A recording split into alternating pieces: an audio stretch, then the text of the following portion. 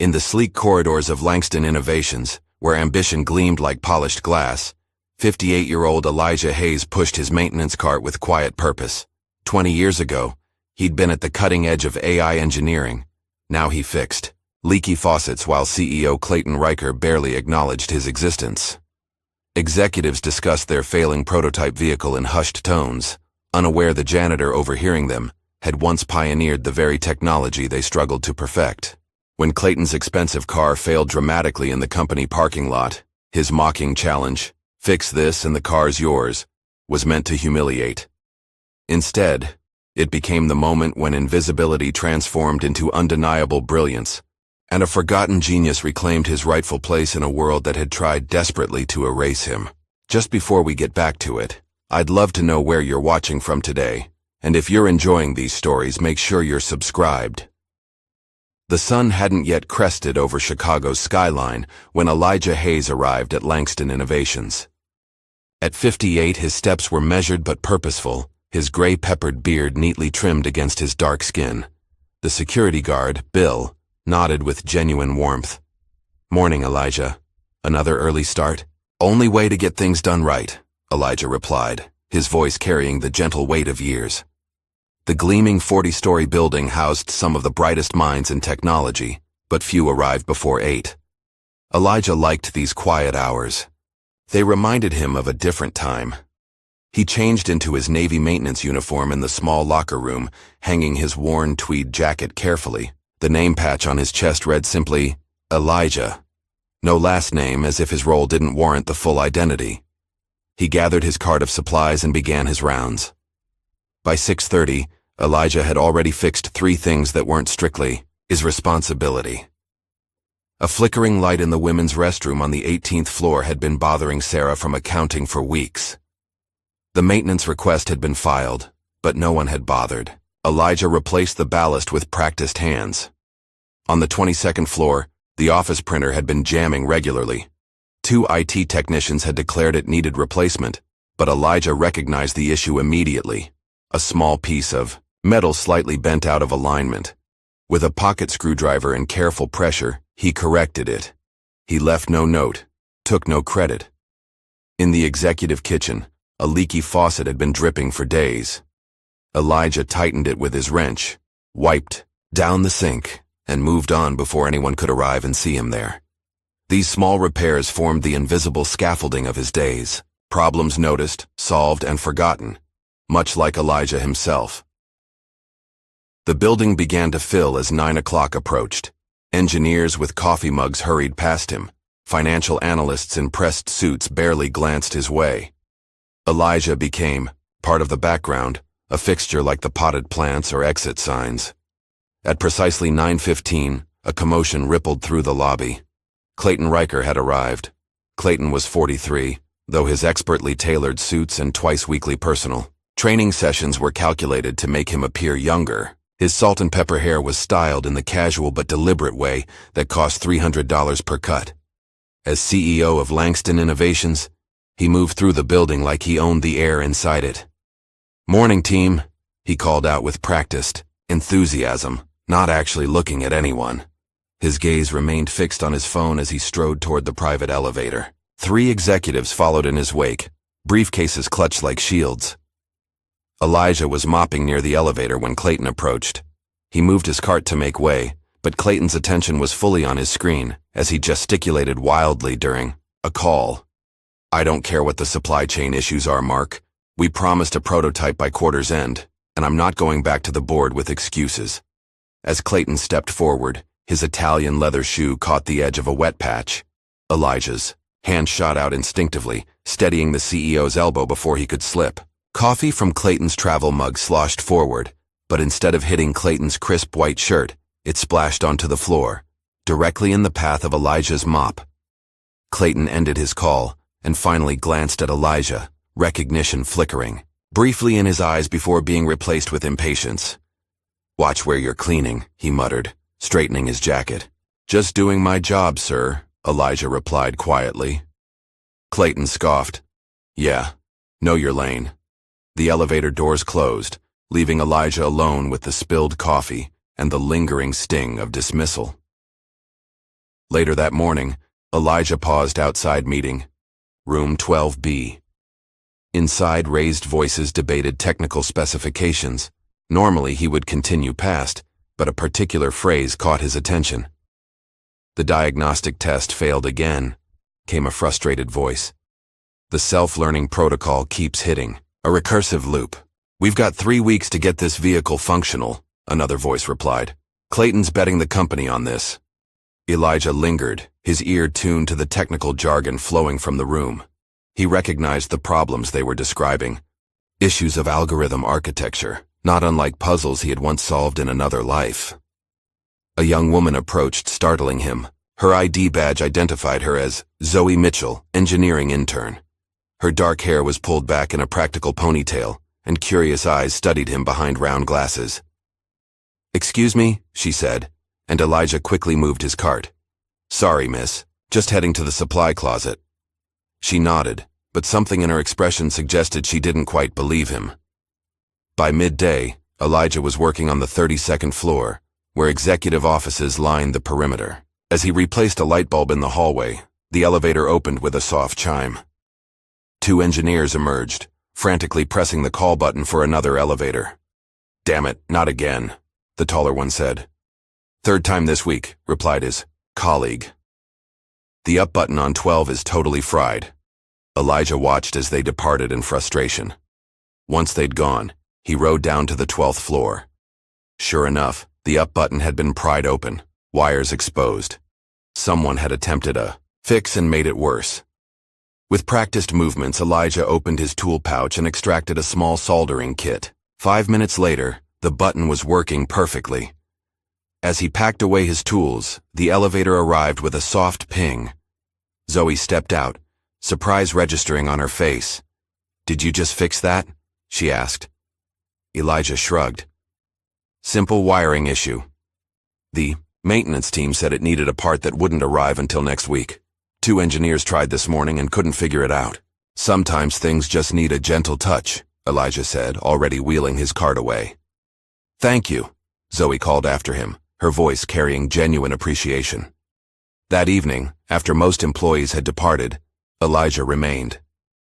This was his favorite time, when the fluorescent glare softened into the dim glow of security lighting, when he could move through the building without becoming invisible. He made his way to the R&D lab on the 26th floor. Officially, he wasn't permitted entry during business hours, something about confidentiality agreements and security protocols. But the night guard, Thomas, had long ago stopped questioning Elijah's after-hours presence. "Just need to check the HVAC vents," Elijah would say, and Thomas would nod. Inside the lab, Elijah moved with reverence among the half-assembled prototypes and blinking monitors. He straightened tools left carelessly on workbenches, tidied diagrams scattered across desks. His hands lingered on a partially assembled circuit board, his eyes tracing the patterns with the familiarity of an old friend. From his pocket, he withdrew a worn leather notebook. Its pages were filled with precise sketches and mathematical formulas, generations more advanced than the work currently displayed on the lab screens. He made a few notes, comparing what he saw with his own calculations. The next morning, Zoe began asking questions about Elijah. She approached Dana in HR first, the janitor who fixed the elevator. "What's his story?" Dana barely looked up from her computer. "Elijah? Been here about 5 years, I think. Keeps to himself. Why?" "Just curious. He fixed something in seconds that had everyone else stumped." Dana shrugged. "He's reliable. That's about all I know." Zoe tried the security team next, catching Bill during his coffee break. "Elijah? Good man," Bill said. "Always on time, never causes trouble. Makes the best cornbread you've ever tasted. Brings it in every Christmas. Does anyone know anything about his background? Before Langston?" Bill thought for a moment. "Don't think he talks about that much. Just the janitor, you know. Does his job, goes home." But Zoe couldn't shake the feeling that there was more to Elijah Hayes than met the eye. Friday morning arrived, with unexpected drama. Clayton Riker's custom prototype vehicle, a sleek silver machine that reportedly cost more than most employees' annual salaries, refused to start. It sat in the executive parking space, hood open, surrounded by a cluster of nervous engineers. Clayton paced beside it, his face flushed with anger. "Are you telling me that none of you can figure out what's wrong with a car that you designed?" "Sir, the diagnostic system is showing multiple errors," one engineer explained timidly. "We need to get it back to the lab to—" "It's garbage," Clayton erupted, kicking the front tire. 3 years of development, and it can't even start reliably. Elijah was sweeping the sidewalk nearby, watching the scene unfold with quiet interest. The car was Langston's prototype self-learning electric vehicle, the company's most ambitious project to date. The same one being discussed in the meeting he'd overheard. Clayton noticed Elijah's gaze, and a cruel smile twisted his lips. "Hey, genius," he called out, his voice dripping with mockery. "You think you can do better than my engineers? Fix this, and the car's yours." Laughter rippled through the gathered crowd. Someone snickered. "Right, like the janitor's gonna solve it." Elijah stood still for a moment, his broom clutched in weathered hands. Then, with deliberate calm, he propped it against a planter and approached the vehicle. The engineers parted uncertainly. Clayton folded his arms, his expression smug. Elijah leaned over the exposed engine compartment, his eyes scanning the complex array of components. His fingers traced wiring paths with the confidence of intimate knowledge. He tapped twice on a junction box, adjusted 2 wires that had been improperly secured, and stepped back. "Try it now," he said quietly. Clayton rolled his eyes but pressed the ignition button on the key fob. The car hummed to life immediately, its display lighting up with a healthy green glow. Silence fell over the parking lot. Every face registered shock, none more so than Clayton's, whose laughter had died in his throat. For several seconds, no one moved. The gentle hum of the electric engine was the only sound in the stunned silence of the parking lot. Clayton's face cycled through expressions: surprise, confusion, embarrassment, and finally, forced dismissal. "Lucky guess," he muttered, quickly closing the hood. "Must have been a loose connection or something simple." The engineers exchanged glances, knowing it had been anything but simple. The diagnostic system had shown multiple critical errors, problems that should have required hours of troubleshooting. Elijah simply nodded and returned to his broom. "Just needed the right touch," he said, resuming his sweeping as if nothing extraordinary had happened. But something had shifted. As the crowd dispersed, several engineers looked back at Elijah with new curiosity. Zoe, who had witnessed the entire incident from the building entrance, had her phone discreetly pointed toward the scene. By lunchtime, whispers had spread throughout Langston Innovations. In the cafeteria, groups huddled together, glancing occasionally at Elijah as he quietly cleaned tables in the corner. "Did you hear what happened in the parking lot? No way the janitor just magically fixed the prototype." Clayton looked like he'd seen a ghost. 2 days later, the video appeared on TikTok. Zoe had shared it in a private chat with friends, but someone had posted it publicly. The caption read, "Janitor fixes CEO's $3 million prototype like it's a toaster." Within hours, it had been viewed 50,000 times. By the end of the day, it had crossed to LinkedIn, where tech professionals shared it with comments like, "Hidden talent is everywhere," and "This is why you respect all your employees." On Monday morning, Elijah arrived to find the atmosphere at Langston noticeably different. People who had never acknowledged him before nodded hello. A few engineers smiled nervously as he passed. In the elevator, a software developer actually introduced herself. "I'm Amanda," she said, extending her hand. "That was pretty impressive what you did with the prototype." Elijah shook her hand with a small smile. "Just a simple fix." "Simple? We've had 3 engineers working on that issue for weeks." Before Elijah could respond, the elevator stopped at the 18th floor. As Amanda exited, she turned back. "Where did you learn to do that kind of work?" The doors closed before he needed to answer. At 11 o'clock, Elijah received a text message from Dana in HR. "Need to see you in my office ASAP." When he arrived, Dana wasn't alone. James Porter, the company's head of security, sat beside her desk with a stern expression. Please sit down, Elijah, Dana said, her tone professionally neutral. James pushed a document across the desk. We need to discuss an incident from last Thursday evening. Security footage shows you entering the R&D lab after hours. Elijah glanced at the paper, a formal warning notice. The R&D areas are restricted access, James continued. Your clearance only covers common areas and offices. I was checking the ventilation system, Elijah said quietly. That's facilities management's job, not janitorial, Dana replied. Your contract specifically outlines your permitted areas. R&D isn't one of them. Elijah looked between them, then signed the warning without protest. As he stood to leave, he said simply, "Understood." But the look in his eyes carried a quiet defiance that neither Dana nor James could miss. Meanwhile, Zoe had become increasingly intrigued by the mystery of Elijah Hayes. Her initial curiosity had blossomed into a full investigation. Between classes at Northwestern University, where she was completing her master's in electrical engineering, she searched online archives and academic databases. At first, she found nothing. No social media presence, no professional profiles. Then she tried academic journals, searching for engineering publications. And there it was, a paper from 1992 titled Adaptive Learning Algorithms in Automotive Navigation Systems by Elijah J. Hayes, MIT. Further searches revealed more publications, patents, and conference presentations, all from the late 1980s through the late 1990s. Then, abruptly, nothing. Elijah Hayes had simply vanished from the academic and professional world around 2002. A newspaper article from 2001 provided a clue. Whistleblower claims AI safety concerns ignored at Tech Dynamics.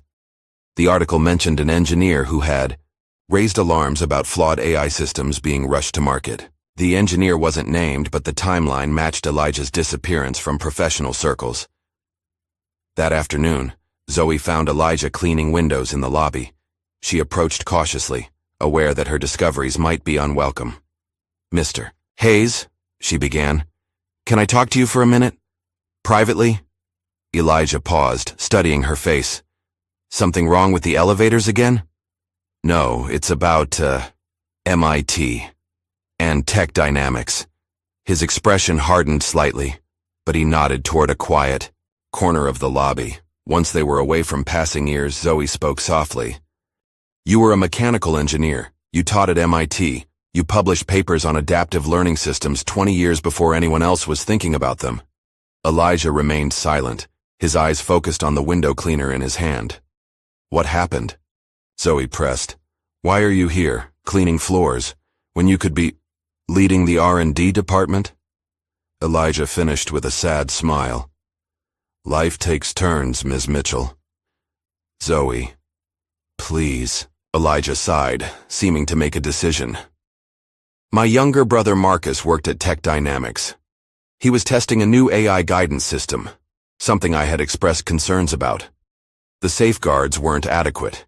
He paused, the pain still evident. "After all these years, there was an accident. Marcus didn't make it. I went public with my concerns about the technology, showed how corners had been cut to meet deadlines. And they blackballed you," Zoe guessed.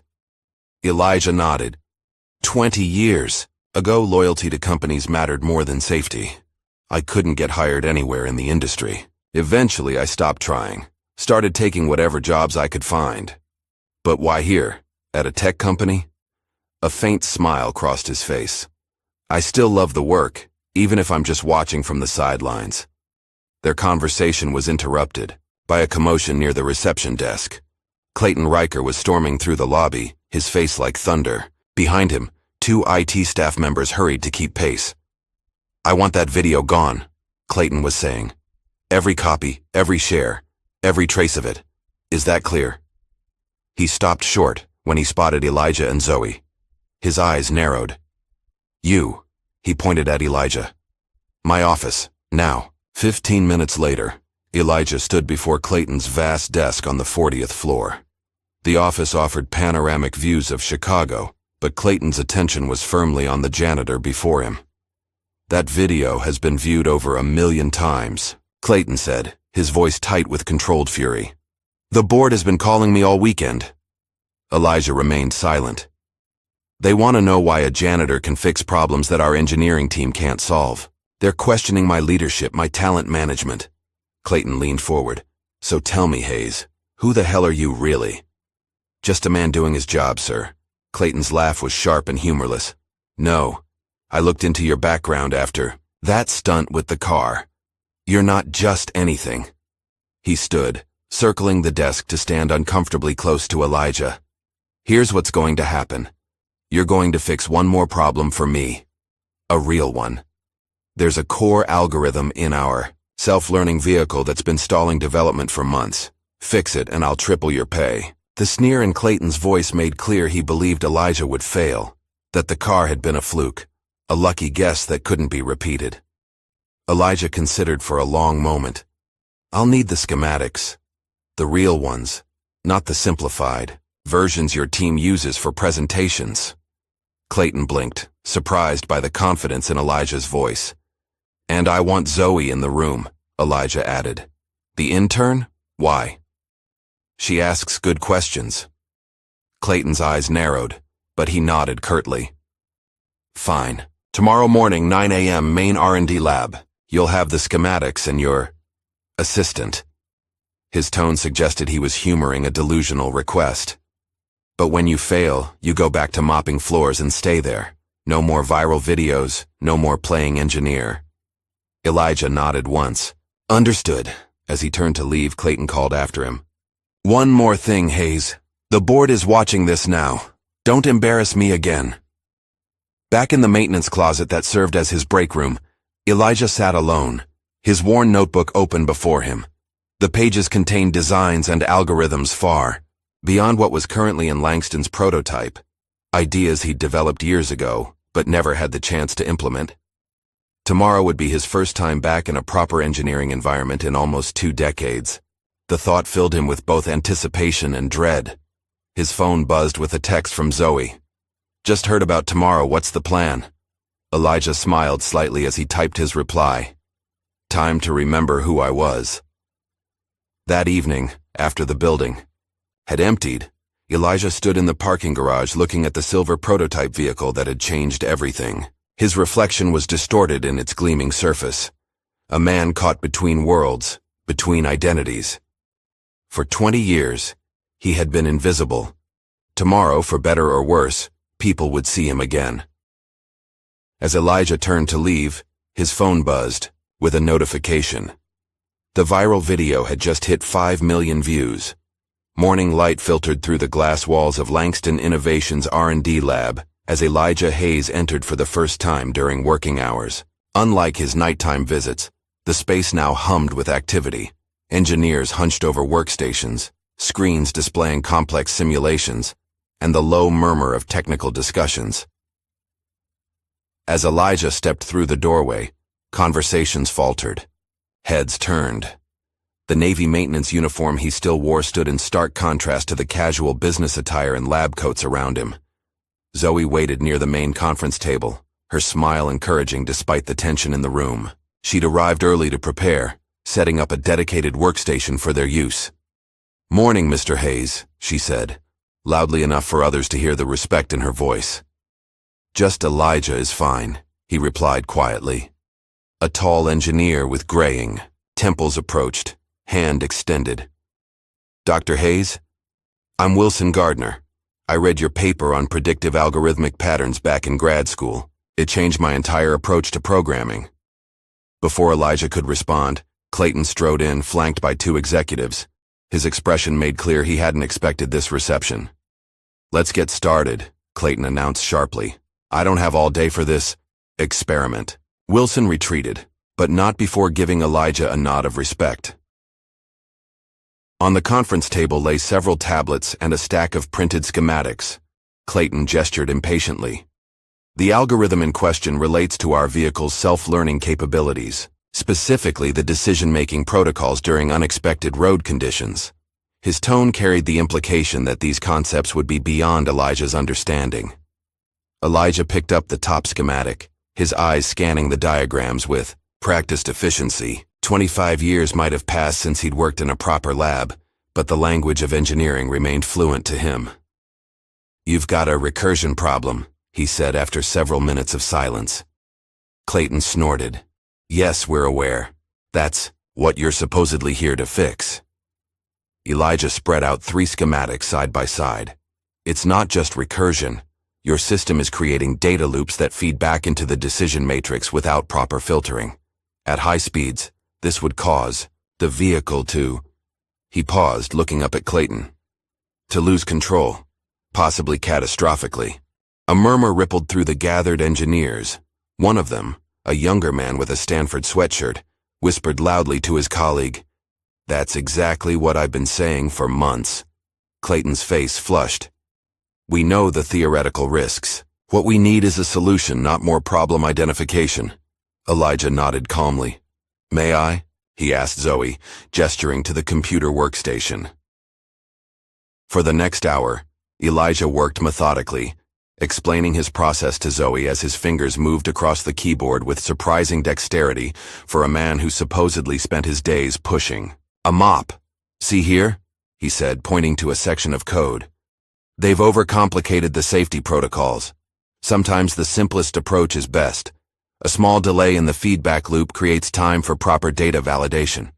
Zoe absorbed every word, occasionally asking questions that revealed her own sharp intellect.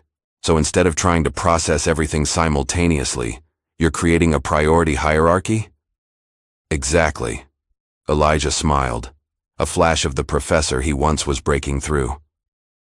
"In critical systems, you don't need to solve every problem at once. You need to solve the right problems in the right order." The younger engineers began to drift closer, drawn by the clear, practical wisdom in Elijah's explanations.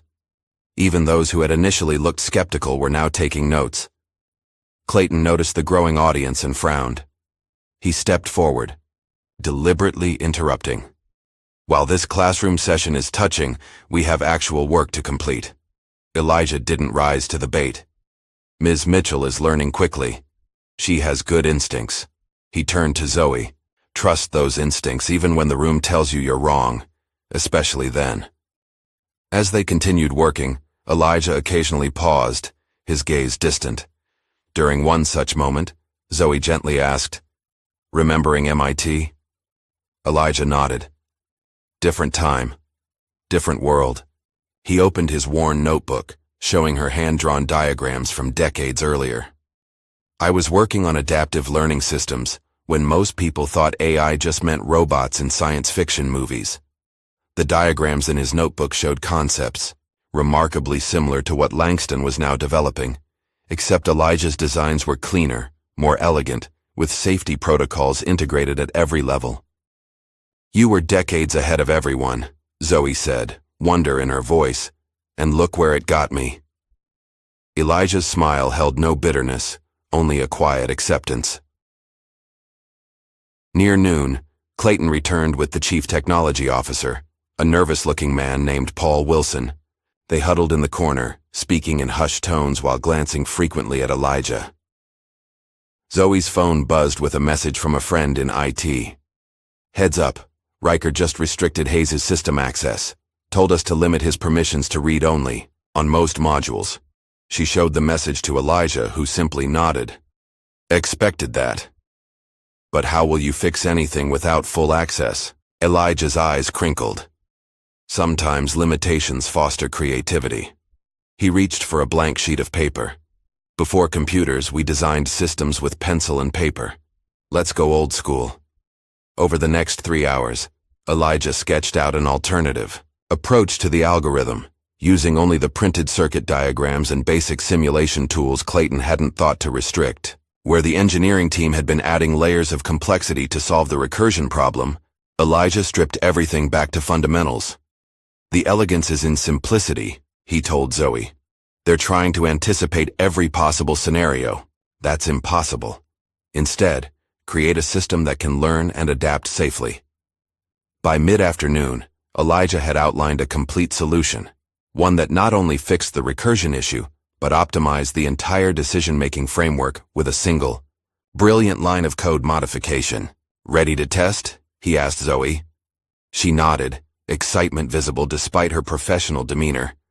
Clayton had arranged for the simulation to be run on the main lab display, clearly anticipating a public failure. Engineers gathered around as Zoe loaded Elijah's solution into the test environment.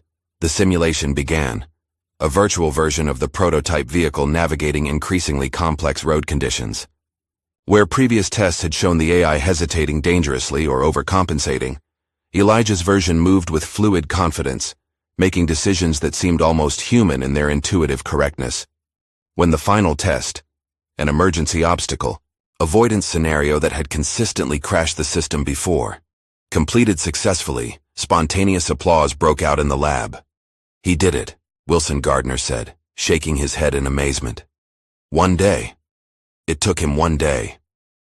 Clayton's face was a study in conflicting emotions. Relief that the problem was solved, warring with fury that Elijah had succeeded where his team had failed. He forced a tight smile. "Promising initial results. We'll need extensive validation." Of course. As the excitement continued, Zoe slipped away to refill her coffee. In the break room, she overheard two IT technicians discussing an email they'd just received. Riker wants the access logs for Hayes' session today. Specifically asked us to document if he accessed anything beyond the test environment. Why? The guy just saved the project. Above my pay grade, man. I just know Riker's email said don't give him full access, let him fail. Seems like the boss was counting on that. Zoe returned to the lab, anger simmering beneath her professional exterior. She found Clayton congratulating the engineering team on collaborative problem solving, with no mention of Elijah's contribution. "Mr. Riker," she said, her voice steady despite her racing heart. "A word?" Clayton followed her to a quiet corner, his expression impatient. "What is it, intern? I'm in the middle of something." "I know you deliberately restricted Mr. Hayes' access. You wanted him to fail." Clayton's face hardened. "Be very careful, Ms. Mitchell. You're making serious accusations against your CEO." "I have the email, sir." For a moment, genuine alarm flashed across Clayton's features before he regained his composure. "You'd do well to remember your place. In this company, temporary interns don't typically have promising careers after challenging executives." He turned away, but Zoe wasn't finished. "He fixed your algorithm anyway, with pencil and paper. What does that tell you about who really belongs here?" Meanwhile, Elijah was speaking with several engineers who were eagerly asking about his approach. The atmosphere had transformed.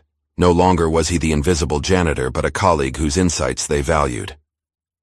When Zoe told him about Clayton's sabotage, something shifted in Elijah's eyes. The patient acceptance gave way to a quiet dignity, tinged with disappointment. "I think I'm done here," he said softly. "What? But you solved it. Everyone can see what you're capable of now." Elijah shook his head. "They don't want me here, Zoe. Not really." He gathered his notebook and the few personal items he'd brought. "I was never really back, was I?" Before Zoe could respond, Elijah walked toward the exit. Engineers tried to stop him to ask questions, to understand what was happening, but he moved past them with polite determination. As he stepped into the elevator, Wilson Gardner called out, "Dr. Hayes, where are you going?" Elijah offered a small smile. "Just Elijah is fine, and I'm going home." The doors closed, leaving the R&D lab in confused silence. That evening, the Langston Innovations Board of Directors held an emergency meeting. The success of Elijah's solution had rippled upward, along with troubling reports about Clayton's behavior. By morning, a formal apology had been drafted, along with an offer for Elijah to join the engineering team in an official capacity. But when security went to deliver the letter to Elijah's locker, they found it empty. His uniform hung neatly, his ID badge placed carefully on the shelf. Elijah Hayes had disappeared again. 3 days passed with no sign of Elijah. His small apartment in South Chicago remained empty, mail accumulating in the box. At Langston Innovations, his absence created a void larger than anyone would have expected for a maintenance worker. Zoe Mitchell, however, wasn't accepting Elijah's disappearance. She'd spent 2 days gathering documentation, access logs, email, threads, simulation results. building a comprehensive record of both Elijah's contribution and Clayton's attempted sabotage. On Wednesday morning, she made a decision that would change everything. Using her access to the development environment, Zoe created a public demonstration version of the vehicle's navigation system, a simplified but functional replica of what Elijah had fixed. At exactly noon, when the company cafeteria was at its busiest, she launched a live stream from her personal account. "My name is Zoe Mitchell, engineering intern at Langston Innovations," she began, her voice steady despite her racing heart. "3 days ago, a man named Elijah Hayes solved a critical algorithm problem that our engineering team had struggled with for months. I'm going to show you his solution in action." For the next 15 minutes, Zoe methodically demonstrated the before and after of Elijah's fix, explaining in accessible terms why his approach was revolutionary. She never directly accused Clayton of sabotage, but the evidence she presented spoke volumes. "This man wasn't an executive or even an engineer at Langston," she concluded. "He was our janitor. And now he's gone because some people would rather bury genius than admit they didn't see it." The live stream ended, but its impact was just beginning. Within hours, it had been shared thousands of times. Tech blogs picked up the story, framing it as a modern David and Goliath tale. Headlines emerged across digital media. "CEO tries to bury janitor's genius fix." "Black maintenance worker solves unsolvable tech problem." "The janitor who outsmarted Silicon Valley." By evening, it had reached mainstream news outlets. Financial analysts began questioning Langston Innovations' leadership. Investors called emergency meetings. The company's stock dropped 8% in after-hours trading. Clayton Riker's sleek corner office had become a crisis center. His assistant fielded non-stop calls while Clayton himself was locked in a video conference with increasingly hostile board members. "This is a PR disaster, Clayton," said Margaret Baker, head of the board. "We've got 3 major investors threatening to pull out." "It's being blown completely out of proportion," Clayton insisted. "He fixed one algorithm, and now he's being portrayed as some kind of misunderstood genius." "Because he is," another board member interjected. "I've had 4 different engineering professors contact me today confirming that Hayes was a pioneer in adaptive systems. One called him the most innovative mind of his generation." Margaret's voice hardened. "The board is calling a vote of no confidence, Clayton. I suggest you prepare a statement." As Clayton's world unraveled, Elijah sat in his modest living room, watching the storm unfold on his aging television. He'd finally returned home late the previous night, after spending days with his nephew Jameer in Milwaukee. The sudden attention made him deeply uncomfortable, the very opposite of the quiet life he'd built for himself. His phone had accumulated dozens of messages. Most he ignored, but one text from Zoe caught his attention. "I'm sorry if I made things worse, but you deserve recognition, and they deserved accountability." Elijah was composing a reply when a knock came at his door. Outside stood a courier with an envelope bearing an unfamiliar corporate logo. Vector Dynamics, a rising tech firm based in San Francisco. The letter inside was brief but intriguing, an invitation to speak at the upcoming West Coast Tech Summit as a featured innovator. All expenses paid, no obligations beyond sharing his story and insights. Elijah placed the letter on his coffee table, uncertain. Public speaking had never been his strength, even in his teaching days. And after 20 years of invisibility, the thought of standing before an audience of tech leaders was daunting. His contemplation was interrupted by another knock. This time, when he opened the door, no one was there, only a small, elegant box with a note attached. "A promise is a promise. Langston Board." Heart racing, Elijah walked outside. Parked at the curb was the silver prototype vehicle, the same one he'd fixed in the parking lot that fateful morning. A small crowd of neighbors had gathered, murmuring in appreciation of the sleek machine that seemed utterly out of place in their working-class neighborhood. Elijah's phone buzzed with a call from an unknown number. When he answered, a woman's voice greeted him. "Mr. Hayes? Margaret Baker, chairwoman of Langston Innovations. I hope our gift arrived safely." "It did," Elijah replied, still processing the reality of a multi-million-dollar vehicle now apparently belonging to him. Consider it the first installment of our apology, Margaret continued.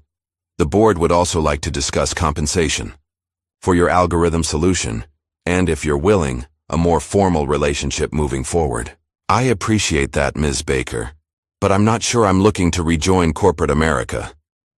I understand, but perhaps you'd consider consulting on your own terms. The door is open whenever you're ready. After ending the call, Elijah stood beside the gleaming car, its surface reflecting the modest homes of his neighborhood. The contrast wasn't lost on him, or on the children gathering to admire the vehicle.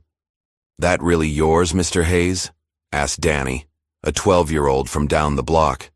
"Apparently so," Elijah replied with a small smile. "How'd you get it?" Elijah considered the question. "By fixing something others couldn't." 2 weeks later, Elijah found himself in a sleek San Francisco hotel, preparing for his keynote address at the West Coast Tech Summit. The invitation had come from Catherine Barnes, CEO of Vector Dynamics and a longtime rival of Clayton Riker, a fact Zoe had discovered and shared with Elijah before he accepted.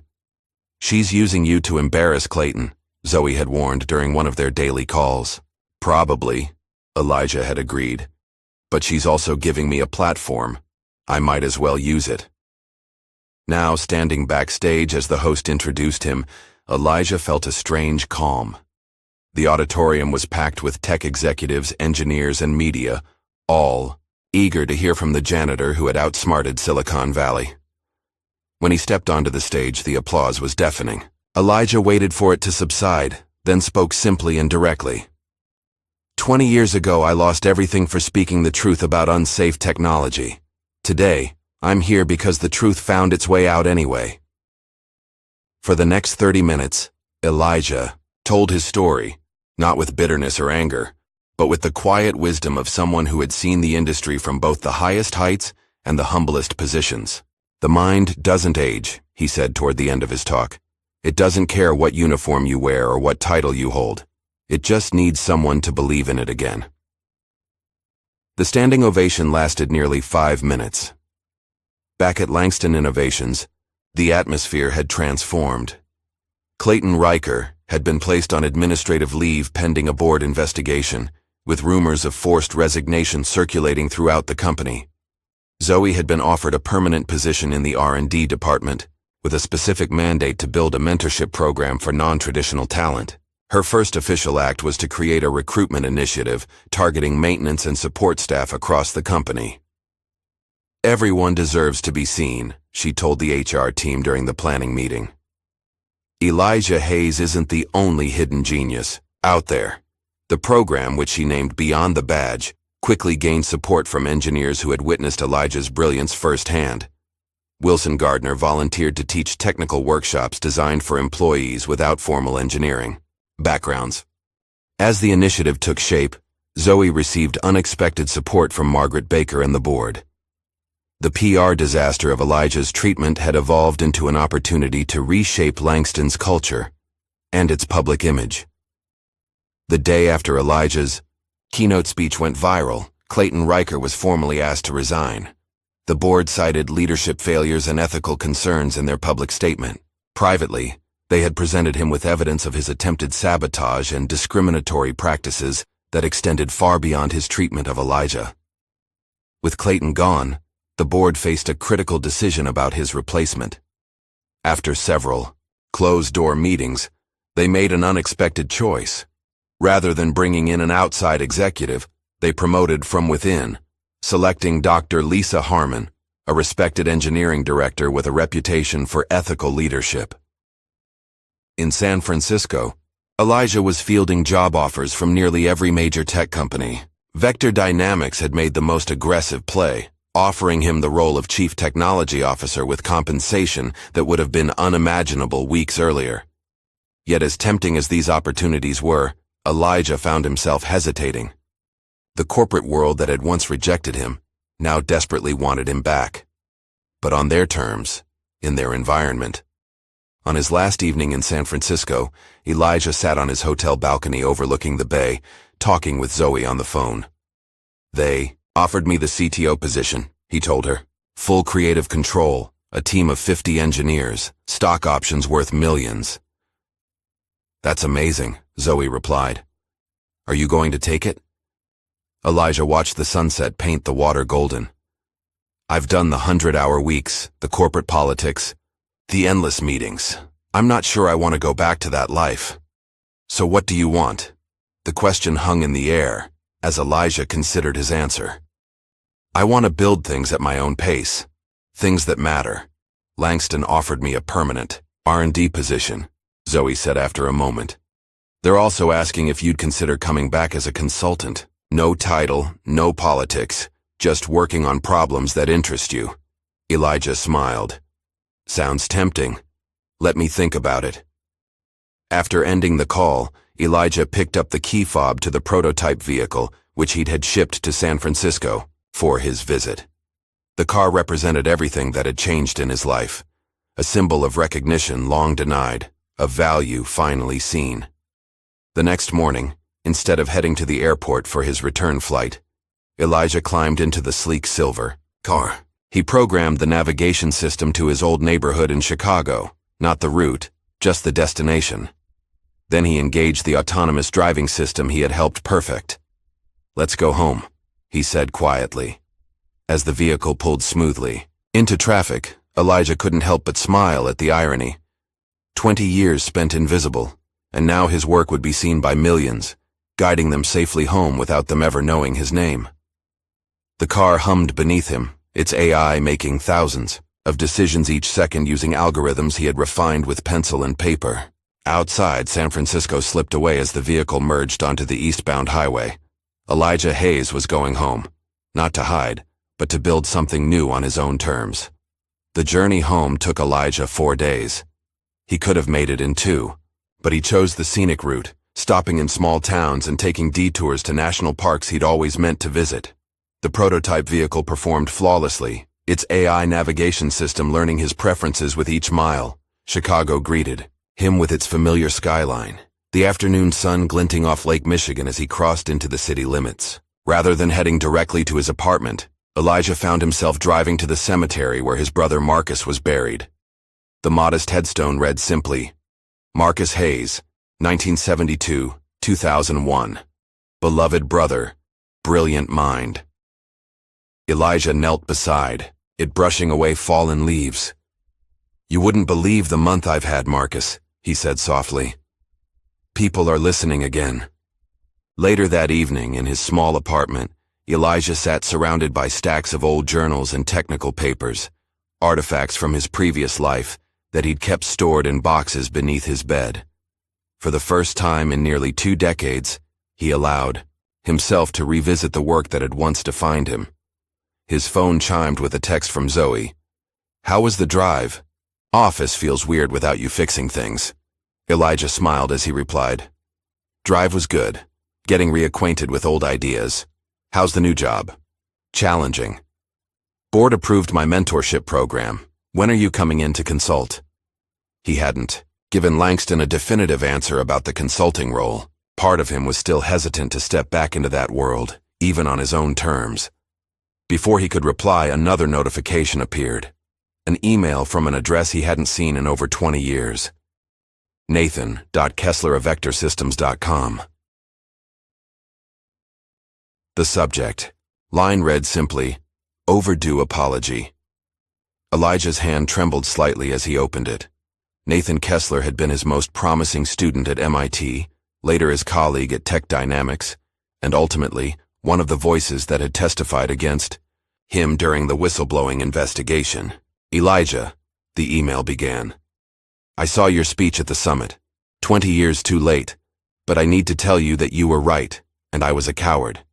I've carried the shame of my betrayal for 2 decades. I'm in Chicago next week. If you're willing, I'd like to meet. No agenda, just an old student owing his mentor the truth. The message ended with Nathan's contact information and a simple closing. I understand if you delete this. Elijah sat back, memories flooding through him. Nathan had been brilliant, perhaps the most talented engineer Elijah had ever taught. They had worked side by side developing early AI systems, sharing a vision of technology that would genuinely improve human lives. Then came the military drone contract. Elijah had identified critical safety flaws in the guidance systems, flaws that could lead to catastrophic civilian casualties. When he'd raised concerns, the company pressured everyone to sign off on the system anyway. Nathan, young and afraid for his future, had not only signed but testified that Elijah's concerns were theoretical and excessive. 3 days later, Elijah agreed to meet Nathan at a small cafe in Lincoln Park, away from the downtown tech corridor where they might be recognized. Nathan had aged well, his hair now silver at the temples, his face lined but distinguished. He stood when Elijah entered, his expression a complex mixture of shame and relief. "You look well," Nathan said after an awkward handshake. 20 years of physical labor keeps you fit," Elijah replied without rancor. They ordered coffee and, for several minutes, neither spoke. Finally, Nathan broke the silence. "I was 28, terrified of losing my first real job and convinced by people I thought were smarter about business that you were overreacting." He stared into his cup. "I was wrong. They were wrong. And people died because of it." Elijah studied the man before him. "Why now, Nathan? My story's been public for weeks. You could have reached out sooner." "Honestly? I've drafted emails to you every year on the anniversary of the hearing. Never sent them." Nathan met his eyes. "Seeing you on that stage, speaking with the same integrity you had back then, it broke something in me. I couldn't hide from it anymore." He placed a business card on the table. "I'm Executive Vice President of Research at Vector Systems now. I have authority, resources." He paused. "I want to make you an offer. Senior Technical Advisor. Your own lab, your own team. Complete autonomy." Elijah picked up the card, turning it over in his fingers. "That's quite a step up from Janitor." "It's not charity," Nathan insisted. "It's self-interest. You were 20 years ahead of everyone back then. I can only imagine what you've been thinking about while the rest of us were playing catch-up." Before Elijah could respond, his phone buzzed with a call from Zoe. He excused himself to answer. "Hey, I was just checking in," she said. "But you sound busy." "Having coffee with Nathan Kessler," Elijah replied quietly. A pause. "From Vector Systems? Elijah, be careful.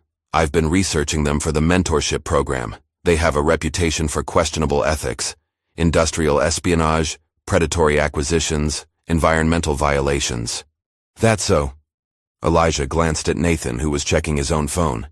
"They're trying to rebuild their image. Your name would help with that." Her voice grew concerned. "They're not who you want to align with for your comeback." After ending the, call, Elijah returned to the table with a thoughtful expression. "Problem?" Nathan asked. "Just some information about Vector Systems I wasn't aware of." Elijah set the business card down. "Nathan, why does a company with your track record want someone like me? Someone who's known for prioritizing ethics over profit?"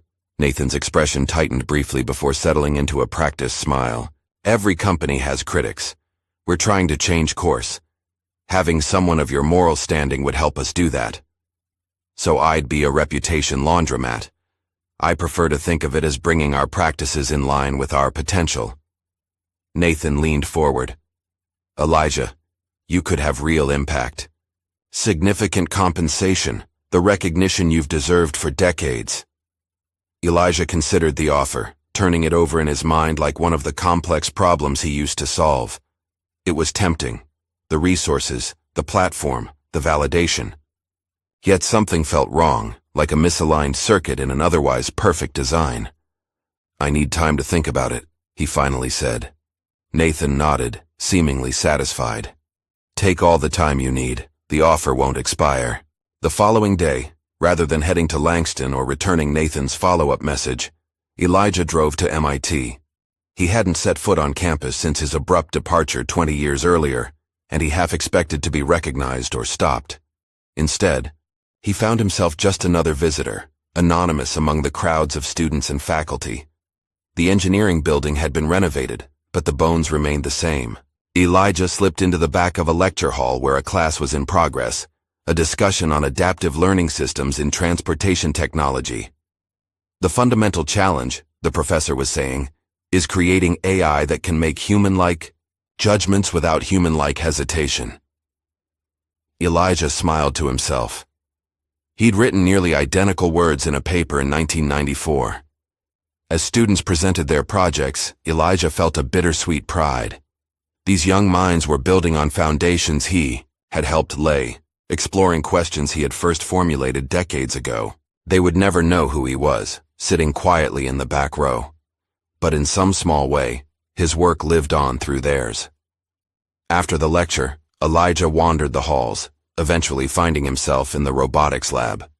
A janitor was mopping nearby, keys jangling at his belt just as Elijah's once had at Langston. "Mind if I look around?" Elijah asked. The man shrugged. "Just don't touch nothing. They get particular about their robots." Elijah thanked him and drifted through the lab, examining projects in various stages of completion. In the corner, a student team was working on a small self-navigating vehicle, not unlike a miniature version of Langston's prototype. "Excuse me," one student called out, noticing Elijah studying their work. "Are you a professor?" "No," Elijah said with a small smile. "Just someone interested in your project." The student, eager to share, launched into an explanation of their navigation system. Elijah listened, asking occasional questions that revealed more understanding than the average visitor. By the end of the conversation, 3 more students had joined them, all excited by Elijah's insights. "You really know this stuff," one commented. "Do you work in the field?" "I used to," Elijah replied simply. As he drove home that evening, Elijah felt a sense of purpose he hadn't experienced in years. The student's enthusiasm had rekindled something in him. Not ambition exactly, but a reminder of why he had loved engineering in the first place. The pure joy of solving problems that mattered. His next stop was Milwaukee, where his nephew Jameer was finishing his senior year of high school. The boy had Marcus's eyes and the same quick mind that seemed to run in the Hayes family. "Everyone at school's talking about you, Uncle Elijah," Jameer said as they sat in a local diner. "They're saying you're some kind of genius who's been hiding all this time." Elijah shook his head, embarrassed. "Just a man who knew how to fix something. The engineering forums are full of people analyzing your code. They talk about you like you're a ghost or something."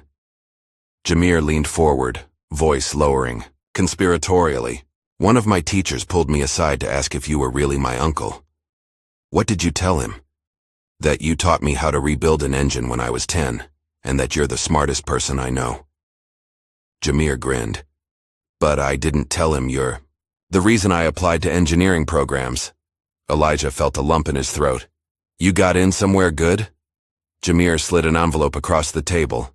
Inside was an acceptance letter from MIT, the same program where Elijah had once taught. "I was going to keep it a surprise, but then you got famous."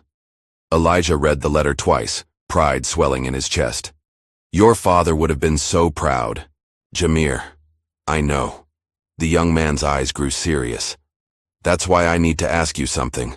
All these companies wanting to hire you now, are you going to take any of those offers?" "I'm considering it." "Why?" "Because you're not just building machines, Uncle Elijah. You're building a legacy." Jameer tapped the MIT letter. "The way I see it, you've got a second chance to do things right, to build things that help people without compromising." When Elijah returned to Chicago, he found a formal letter waiting in his mailbox. Langston Innovations Board was requesting his consultation on their upcoming public release of the self-learning vehicle. "We'd like you to be the face of innovation," the note read, signed by Margaret Baker herself.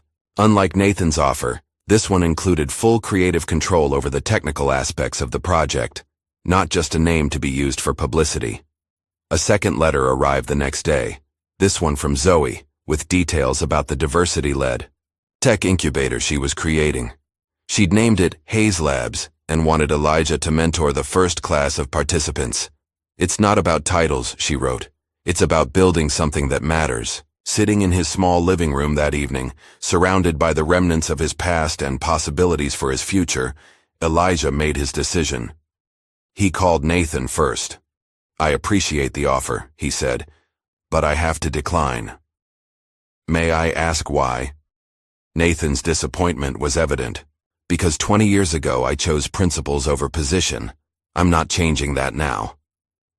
Next he called Margaret at Langston, accepting their consulting offer with one condition. "Zoe runs R&D and I'll remain an advisor. No titles, no politics." Margaret agreed immediately. Finally, he texted Jameer. "Decided to help build something that matters, starting with helping the next generation of engineers like you." 6 weeks after Elijah's return to Langston Innovations as a consultant, rumors began circulating through Chicago's tech community. Clayton Riker had landed on his feet. After his forced resignation, he'd maintained a low profile, until Vector Systems announced his appointment as their new chief strategy officer. "Did you see this?" Zoe asked, showing Elijah the press release on her tablet as they reviewed designs in the R&D lab. Elijah nodded, unsurprised. Nathan always did know how to capitalize on opportunities. "There's more." Zoe scrolled down. "They've hired 6 former Langston engineers in the past month, all from our AI vehicle team." Elijah frowned. The pattern was too deliberate to be coincidence. "They're building a competing program with our people who have knowledge of our systems." Before they could discuss further, Wilson Gardner rushed in, his normally calm demeanor visibly shaken. "We've had a breach," he announced. "Someone accessed the secure server containing the core algorithm designs. IT is still assessing the damage, but it looks targeted. Only files related to the self-learning vehicle were accessed." Elijah's expression darkened. "When?" "Last night between 2 and 4 a.m. The access originated from inside the building." Zoe and Elijah exchanged glances. "Who was here at that hour?" she asked. "Security logs show a maintenance team doing standard HVAC work. They had proper clearance." Wilson ran a hand through his hair. "But something doesn't add up. The server access used high-level authentication protocols." Elijah opened his laptop, fingers moving rapidly across the keyboard. "Let me see the intrusion pattern." Wilson sent him the logs, and Elijah studied them, intently, his face growing increasingly troubled. "This code signature," he said finally. "I recognize it." "From where?" Zoe leaned over his shoulder. "It's based on a security bypass protocol I developed at MIT, never published. Just a theoretical exercise. Only 2 other people ever saw it." Elijah looked up. One was my brother, the other was Nathan Kessler. The implications hung in the air. Nathan, now at Vector Systems with Clayton, had either executed or authorized the breach using Elijah's own methods. "We need to confront him," Zoe said. Later that afternoon, Elijah and Zoe sat in the lobby of Vector Systems' Chicago office, waiting for Nathan to return from a meeting. When he finally appeared, his surprise at seeing them quickly gave way to practiced corporate cordiality. "Elijah, Ms. Mitchell, this is unexpected." He gestured toward the elevator. "My office?" Once in Nathan's sleek corner office, pleasantries were quickly abandoned. Elijah laid a printout of the intrusion code on the desk. "Recognize this?" Nathan glanced at it, his expression carefully neutral. "Should I?" "It's a modified version of the security bypass I showed you at MIT in 1998. The one I specifically said should never be implemented because it left no trace of the original access point." "That was a long time ago, Elijah. Not too long for you to remember it well enough to use it against Langston." Elijah's voice remained calm, but his eyes held a cold intensity. "You accessed our servers last night." Nathan's smile faded. "That's a serious accusation without proof." "The code is the proof," Zoe interjected. "It's like a fingerprint. Circumstantial at best. Programmers borrow ideas all the time." Nathan leaned back in his chair.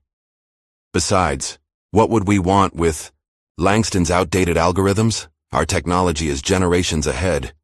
Is that why you hired Clayton Riker and 6 of our engineers?" Elijah asked. Something flashed in Nathan's eyes, annoyance at being challenged perhaps, or frustration at being caught. "Corporate mobility is the nature of our industry. Surely you understand that. Elijah stood, gathering the printout. You haven't learned anything in 20 years, Nathan. Still taking shortcuts, still hiding behind corporate doublespeak. And you're still naive about how business works, Nathan shot back, his composure finally cracking. Some of us live in the real world, where ideals don't pay the bills. They do when they're built into something people can trust, Elijah replied, moving toward the door. Remember that when your copied algorithms fail because you didn't understand the underlying principles. As they left Vector Systems, Zoe glanced at Elijah. That felt good. But what now? They have our code. They have a copy of what they think is important, Elijah corrected, but they missed something crucial. Back at Langston, Elijah called an emergency meeting with the engineering team. We have 3 weeks until the public announcement of our vehicle. We need to implement a safety enhancement I've been working on, one that wasn't in the server files. For the next 2 weeks, Langston's R&D department operated in a state of controlled urgency. Elijah's enhancement wasn't just a security patch, it was a fundamental improvement to the vehicle's learning capabilities, one that made the stolen algorithm look primitive by comparison. Meanwhile, online forums began filling with skepticism about Elijah's contributions. Anonymous accounts questioned whether he truly authored the breakthrough algorithm, suggesting he had simply taken credit for work done by Langston's team. It's a coordinated campaign, Zoe said, showing Elijah the pattern of negative posts. And look at this. She pulled up financial records she'd obtained through a friend in accounting.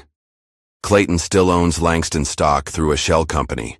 He benefits if our valuation drops before the launch. The smear campaign intensified as the launch date approached. Tech blogs that had celebrated Elijah's story now ran headlines questioning his credentials. Clayton gave interviews hinting at the real story behind Langston's algorithm breakthrough. 3 days before the scheduled press conference, Langston held a full rehearsal. Elijah, who would be introducing the technology alongside Zoe, and the new CEO, Lisa Harmon, seemed unusually quiet. Everything okay? Zoe asked during a break. Just thinking about what to say, Elijah replied. They're trying to make this about me, but it's always been about the work. The morning of the press conference arrived with unexpected drama. Vector Systems had issued a press release announcing their own self-driving technology, scheduling a demonstration for the following week, clearly trying to steal Langston's thunder. The auditorium was packed with journalists, industry analysts, and investors. Camera crews lined the back wall. Social media representatives sat poised with their devices, ready to broadcast highlights. Lisa Harmon opened the event with corporate formalities, then introduced Zoe to explain the technical specifications. Finally, she turned to Elijah. And now, the man whose brilliant work made this breakthrough possible, Elijah Hayes. As Elijah approached the podium, a hush fell over the room. For a moment, he simply looked out at the sea of expectant faces, the red lights of recording devices, the glow of screens. Then, setting aside his prepared remarks, he spoke from the heart. 20 years ago, I lost everything for speaking truth about technology that wasn't ready. Technology that valued speed over safety. I became invisible because I refused to compromise. His voice gained strength. I spent those years watching, learning, fixing things others overlooked. Not because it was my job, but because that's who I am. The room was utterly silent. Today isn't about vindicating me. It's about remembering why we build these things in the first place. To serve humanity, not just shareholders. It's about the dignity of work, whether it's done in a corner office or while pushing a broom.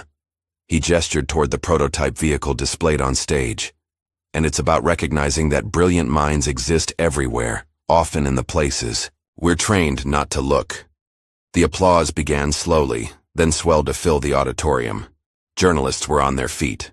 Even cynical industry veterans found themselves moved by the unscripted sincerity of Elijah's words. By evening, clips of the speech had gone viral. Silent Brilliance and Elijah Hayes trended worldwide. The narrative had shifted from questioning his credentials to celebrating his journey. The following day, Elijah faced the Langston board in a scheduled meeting. But instead of discussing the successful launch, he raised an unexpected concern. "We need to review all of Langston's partnerships," he said, sliding a folder across the table, "particularly those with companies like Vector Systems." "What are we looking at?" Margaret Baker asked, opening the file. "Evidence that Vector Systems has been involved in industrial espionage against multiple companies, not just Langston. They've also been associated with environmental violations and labor abuses overseas." The board members exchanged glances. "These are serious allegations, Elijah," one said. "They're documented facts. And Langston has 3 joint ventures with Vector Systems subsidiaries." Elijah leaned forward. "I'm asking the board to sever those relationships." The debate that followed was heated. Some board members argued that business realities required maintaining such partnerships. Others worried about legal repercussions of breaking contracts. Zoe, invited to present data on the financial implications, made the decisive argument. Ethical leadership isn't just morally right, it's increasingly profitable. Companies with documented ethical practices outperform their competitors by an average of 12% over 5 years. When the vote came, it was 7-3 in favor of Elijah's proposal. Langston would begin the process of unwinding its Vector Systems partnerships immediately. That evening, as Elijah was leaving the building, his phone rang with a call from Jamir. "Uncle Elijah," his nephew's voice was tight with concern. "Something weird is happening. I'm getting all these messages on social media from people asking about you, trying to get me to say stuff about our family." "What kind of stuff?" "Personal things. Family history. Some guy offered me money for stories about you." Jamir paused. "And there's a website with a bunch of lies about Dad and how he died. They're saying you made up the whole whistleblower story." Elijah's grip tightened. "On the phone. Don't respond to any of it, Jamir. This isn't about truth. It's about intimidation." After ensuring Jamir was safe, Elijah called Zoe and explained the situation. "They're targeting my family now. This has gone too far. I might have something that could help," Zoe replied. "Remember that tech influencer who was asking for an interview last week? Amanda Ross. She specializes in deep dives into industry ethics." "Set it up," Elijah said. "It's time to fight back with facts." 3 days later, Amanda Ross published a comprehensive analysis of Elijah's original prototype code from decades earlier, comparing it side by side with current industry standards. Her verdict was unequivocal. Elijah Hayes had been a pioneer whose work presaged modern developments by nearly 20 years. The article went viral, with leading engineers and academics adding their endorsements. Public opinion, already warming to Elijah after his speech, solidified in his favor. Then came the bombshell. A former Vector Systems employee, inspired by Elijah's story, anonymously leaked emails and documents proving not only the recent sabotage attempts, but a pattern of unethical practices authorized by both Nathan and Clayton. The evidence was damning enough to prompt a federal investigation. Within days, Vector Systems stock plummeted. Clayton and Nathan were placed on administrative leave pending the investigation. The company's planned technology demonstration was indefinitely postponed. At Langston, the mood was one of vindication but not celebration. Elijah insisted that the company take the high road, issuing a simple statement. "We build not just with code, but with conscience. That's the only sustainable path forward." When reporters pressed him for a more triumphant response, Elijah shook his head. "The work speaks. That's all I ever wanted." Morning sunlight glinted off a procession of vehicles winding through the Nevada desert.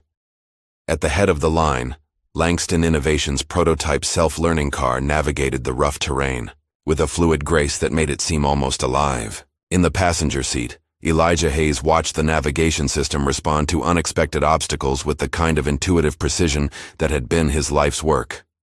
"Nervous?"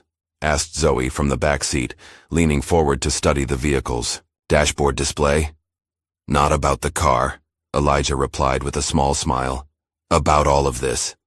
He gestured toward the media convoy following behind them, cameras capturing every moment of the journey.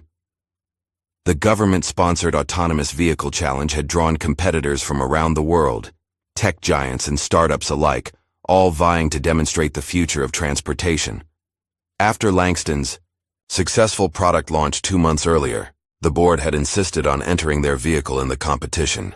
"It's not just about winning," Lisa Harmon, Langston's new CEO, had explained.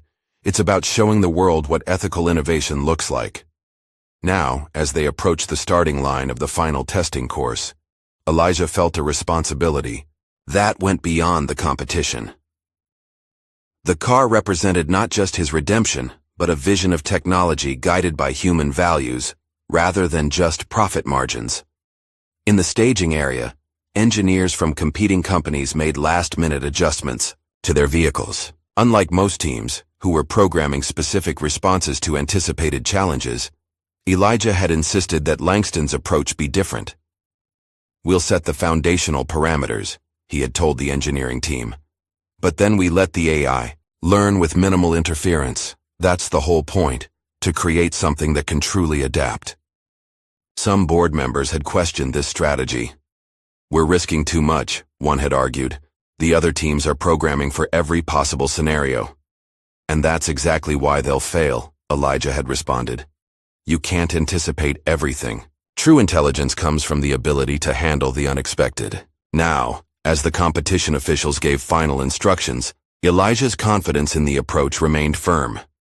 He and Zoe joined the other spectators in the observation area, where large screens would display each vehicle's progress through the course. "Ladies and gentlemen," announced the head judge, "welcome to the final stage of the National Autonomous Vehicle Challenge. Today's course includes extreme terrain, weather simulations, unexpected obstacles, and complex decision-making scenarios. The vehicles will navigate without human intervention." One by one, the competing cars departed at 5-minute intervals. The first 2 entries performed well on the initial terrain challenges, but faltered when faced with a simulated flash flood.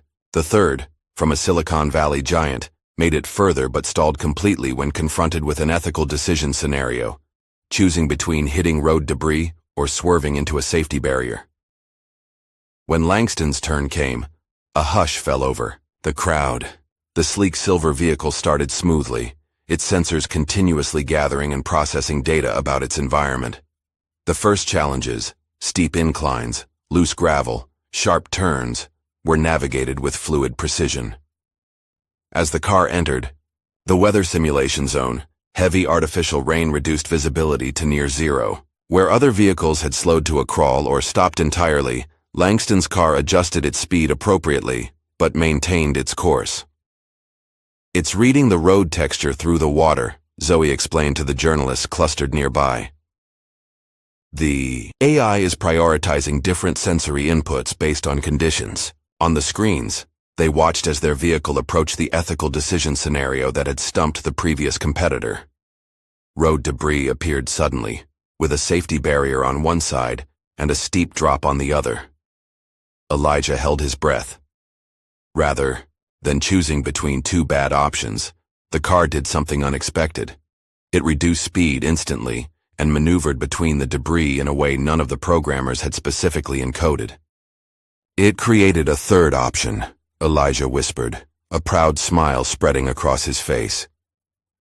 As the vehicle continued through increasingly difficult challenges, Elijah's mind drifted back to the early days of his career. Images flashed through his memory. A much younger Elijah working late in an MIT lab, his brother Marcus watching with fascination as early prototypes lurched across test floors, the two of them dreaming of machines that could think. His reverie was interrupted by gasps from the crowd.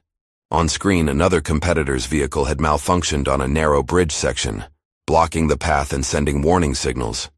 According to competition rules, this would require human intervention and disqualification for the stalled vehicle. But, before the safety team could respond, Langston's car approached the scene. It stopped at a safe distance, assessed the situation, and then, to everyone's amazement, edged carefully forward and nudged the stalled vehicle to the side of the bridge, clearing the path. Did it just help the other car? Someone in the Hardy crowd asked incredulously. Elijah nodded, his expression a mixture of surprise and vindication. We programmed basic assistance protocols, but the AI decided on its own that helping was the optimal solution. The unexpected act of cooperation between machines became the defining moment of the competition. By the time Langston's vehicle crossed the finish line, completing all challenges successfully, social media was already buzzing with clips of what journalists were calling the empathy protocol.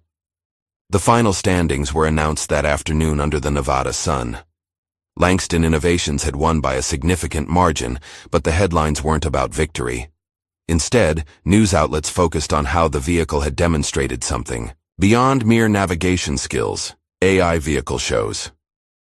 Empathy, the future of ethical technology. Langston's self-learning car assist competitor in unprecedented move. Hayes' model demonstrates machine cooperation rather than just competition. During the awards ceremony, a government representative approached Elijah with an unexpected proposal. The Department of Transportation is forming a council to develop ethical standards for autonomous technologies, she explained. We'd like you to be part of it. Elijah hesitated. I'm not much for bureaucracy or committees. We don't need another bureaucrat, Mr. Hayes. We need someone who understands that technology should serve humanity, not the other way around. She handed him her card.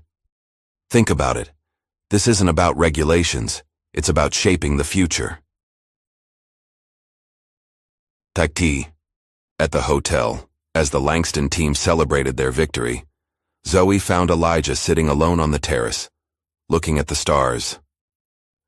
Everyone's wondering where our guest of honor disappeared to, she said, joining him. Just needed some quiet. He showed her the government official's card. They want me to help write ethical AI standards. That's perfect, you'd be... I turned down the full-time position, Elijah interrupted gently, but I agreed to mentor some of their younger engineers. He smiled at Zoe's surprised expression. I'm done with institutions. My place is with the next generation, not in committee rooms. Zoe nodded slowly. Speaking of the next generation, I have news. I've been approached by a publisher. They want me to write a book about your story, about the janitor who changed an industry. My story isn't finished yet, Elijah replied. That's what makes it compelling. Zoe hesitated. I'm calling it The Blueprint of a Janitor. What do you think? Elijah laughed softly. I think you should tell it your way. You've earned that. 2 weeks later, back in Chicago, Zoe stood on the red circular carpet of a TED Talk stage, addressing a packed auditorium and live stream audience of thousands. Brilliance has no badge, she began. No uniform, no title, no corner office. Sometimes it pushes a broom down empty hallways at night, solving problems others don't even recognize. Her presentation traced Elijah's journey from respected academic to whistleblower, to janitor, to industry pioneer again. The audience sat rapt as she revealed previously untold details of the algorithm that had changed transportation technology. The most revolutionary aspect wasn't in the code itself, she explained. It was in the philosophy behind it. Elijah Hayes didn't just teach machines to navigate roads, he taught them to value human life. As Zoe's talk went viral, garnering millions of views in days, Elijah was engaged in a very different conversation. He had requested, and been granted, a brief meeting with Clayton Riker, who was awaiting trial on charges of corporate espionage and securities fraud. They sat across from each other in a stark visitor's room, Clayton's expensive suit replaced by standard-issue clothing, his once commanding presence diminished by circumstance. Why are you here? Clayton asked, suspicion evident in his voice. Come to gloat? No, Elijah replied simply. I came to understand. Understand what? You had every advantage, Elijah said, leaning forward slightly. Education, wealth, position, power, and you wasted it all trying to be more important than useful. Clayton's face flushed with anger. You don't know anything about me or what I built. I know you saw people as tools, not talent. I know you valued status over substance. Elijah's tone remained even, without malice. And I know you never understood that true innovation comes from seeing potential where others don't bother to look. For a moment, Genuine confusion crossed Clayton's face. Why do you care? You won. I lost. It's done. Because your story matters. 2, Elijah replied. As a warning, if nothing else. Back in his old neighborhood on Chicago's South Side, Elijah put his resources to use in an unexpected way. The abandoned garage where his brother Marcus had once tinkered with cars became Hayes Innovation Workshop, a community tech club for local youth. With simple tools, donated computers, and Elijah's patient guidance, neighborhood kids who had never considered careers in technology began building their own robots and simple AI systems. Twice a week, engineers from Langston volunteered as mentors, including Wilson Gardner, who had become one of Elijah's strongest supporters. In late spring, an envelope arrived bearing the MIT seal. Jameer had been accepted to the engineering program. With a full scholarship, he drove immediately to his uncle's workshop to share the news. I knew you could do it, Elijah said, embracing his nephew. Your father would be so proud. Jameer grinned, but his expression soon turned serious. It's because of you, you know. Not just the recommendation letter, but everything else. Watching you stand up for what's right, even when it cost you everything. Elijah shook his head. No, you earned this on your own merit. Maybe, Jameer conceded. But because of you, I stayed with it. When other kids were giving up on math and science, saying it wasn't for people like us, I remembered my uncle who knew how to build thinking machines. As summer approached, the tech world's attention turned to Washington, where congressional hearings on AI regulation had begun. Though invited to testify, Elijah declined, preferring to submit written recommendations. Instead, his focus remained on the garage workshop and his consulting role at Langston, where he continued to refine the vehicle's learning capabilities. The Hayes model, as it had been officially named, was scheduled for limited production in the fall. The iDice, first commercially available truly self-learning vehicle, certified under the new federal guidelines that Elijah had helped shape. On a warm July evening, music and laughter filled the street outside Elijah's modest home. The neighborhood had organized a block party, officially to celebrate summer, but everyone knew it was really about Elijah. No cameras were present, no media, no corporate representatives, just neighbors, friends, and the kids from the workshop. Folding. Tables lined the sidewalks, laden with homemade dishes. Mr. Washington from the corner house played saxophone with a small jazz combo. Children darted between adults, their faces sticky with ice cream and joy. Elijah moved through the crowd, accepting congratulations and deflecting praise with his characteristic humility. These were the people who had seen him leave for work, each morning in his maintenance uniform, who had nodded hello when he swept their children's school auditorium during evening events, who had never treated him as invisible, even when the corporate world did. The silver prototype vehicle, now officially his, was parked at the curb, polished to a mirror shine. Throughout the evening he gave rides to neighborhood children, explaining in simple terms how the car thought and learned. As the sun began to set, Elijah slipped away from the festivities and sat alone in the vehicle. He ran his hand along the dashboard, appreciating the craftsmanship and the journey it represented. To his surprise, the audio system activated on its own, and the opening notes of John Coltrane's A Love Supreme filled the car. His favorite jazz composition, one he often hummed while working. A note on the display read, "A small addition. Thank you for everything." Zoe, Elijah smiled, touched by the thoughtful gesture. She had programmed the car to recognize and play his preferred music without being asked, a small human touch in a technological marvel. Later that evening, as the party wound down, Zoe found him sitting on his front porch steps. "Quite a celebration," she said, joining him.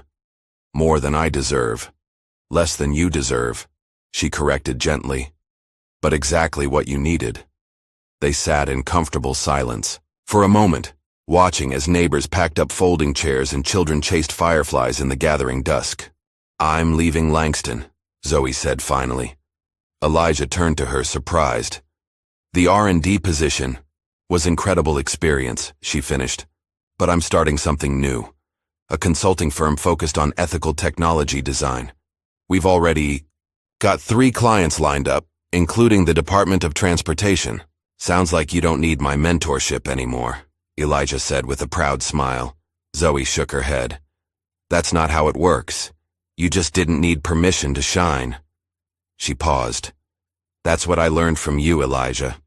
Not the coding or the engineering, though that was valuable too, but the courage to stand in your truth without apology. The following Saturday, Elijah hosted a special workshop session. 20 children from the neighborhood gathered in the renovated garage, eyes wide with excitement as he unveiled a set of new robotics kits. Today we're going to build machines that can make decisions, he explained. But first we need to talk about what makes a good decision. A boy in the back row raised his hand. My dad says I need to be an accountant. Says there's no money in this robot stuff. Elijah studied the child thoughtfully. What's your name? Marcus, the boy replied. Like your brother in the pictures. Well, Marcus, let me ask you something.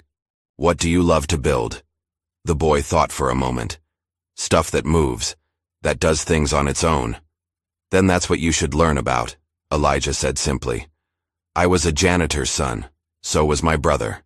Remember that. The workshop proceeded, with children breaking into groups to assemble simple robots programmed to navigate obstacle courses. Elijah moved between tables, offering guidance where needed but mostly encouraging the students to solve problems themselves. In the corner, Jameer worked with the youngest children, displaying the same patience his uncle had shown him years earlier. It's not about being perfect, Elijah overheard him saying to a frustrated girl. It's about figuring out what doesn't work, so you can find what does. Later that month, Langston Innovations held a formal ceremony to rename their R&D building. Despite his reluctance to be the center of attention, Elijah agreed to attend, on one condition. I'll come if you'll commit to opening the facility to public school students on weekends, he told Lisa Harmon. Free access, real equipment, real mentorship. Lisa agreed without hesitation, and on a bright Thursday morning, the Elijah Hayes Innovation Center was officially dedicated. The ceremony was brief, with Elijah making only a short statement of thanks before turning attention to the educational initiative that would allow students from across Chicago to access cutting-edge technology. The following day, before dawn, Elijah returned to the center. With a borrowed broom, he swept the sidewalk outside the building bearing his name, not because he had to, but because he wanted to. The rhythmic motion brought a familiar peace, a connection to the years when his work had gone unseen but had still mattered to him. As he swept, he noticed a young security guard watching him curiously from the doorway. Morning, Elijah said with a nod. Mr. Hayes, what are you doing? We have maintenance staff for that. Elijah smiled. Just finding my peace, old habits. The guard looked confused but nodded respectfully before returning inside. As the rising sun painted the sky in shades of gold and pink, Elijah paused in his sweeping. For a brief moment, his mind flashed back decades to a young Elijah and his brother Marcus, surrounded by tools and parts, working on an old junk car in their father's garage. The memory was so vivid, he could almost hear Marcus's laughter, feel the weight of the wrench in his hand, smell the motor oil. Then he was back in the present, watching as the same car, now transformed into the autonomous Hayes model, navigated smoothly through early morning traffic, a testament to dreams that had taken a lifetime to realize. That afternoon, Elijah visited Marcus's grave one more time. He placed a small model of the Hayes vehicle beside the headstone. We did it, brother, he said softly. Not the way we planned, not when we hoped, but we did it. In the weeks that followed, Elijah settled into a rhythm that balanced his consulting work at Langston with his community workshop. He declined most interview requests and speaking engagements, preferring to let his work speak for itself. But when a documentary filmmaker asked to feature the neighborhood workshop in a series about unconventional education, Elijah agreed, on the condition that the focus remain on the students rather than himself. During filming, the director asked Elijah to summarize his journey, After a thoughtful pause, he replied, "They gave me a broom. I built a machine. They gave me silence. I made it sing." The filmmaker used this quote to close the documentary, superimposed over images of Elijah working alongside neighborhood children, their faces alight with discovery and possibility. The final scene showed Elijah in the prototype vehicle, now permanently his, driving through his old neighborhood. He waved to children who recognized him not as a celebrity or a genius or even an engineer, but simply as Mr. Hayes, the man who believed they could build amazing things. As the screen faded to black, a simple message appeared, inspired by millions of unseen minds who build without applause. How many brilliant minds do we pass by every day, invisible simply because we've decided what genius looks like? Like and subscribe for more stories that will change how you see the world around you.